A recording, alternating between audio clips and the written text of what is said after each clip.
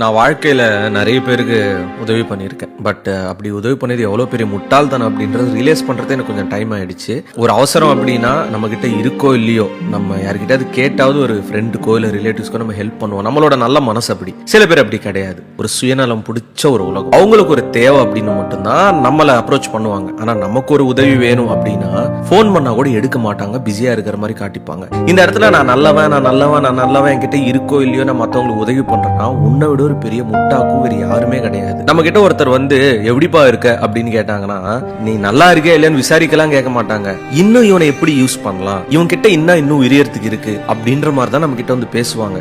First உங்களுக்கு priority கொடுங்க. உங்களை நீங்க நல்லா பாத்துங்க. உன் குடும்பத்தை நீ நல்லா பாரு. If you get a moment to be happy அப்படின்னு என்ன தெரியுமா, நீ சந்தோஷமா இருக்கிறதுக்கு ஒரு மொமெண்ட் கிடைக்குதுன்னா இமீடியட்டா அதை எடுத்துக்கும். அடுத்தவங்காக வாழ்றேன், அடுத்தவங்காக தான் நான் வாழ்றேன் அப்படின்னா நீ பிறந்திருக்கவே கூடாதுடா.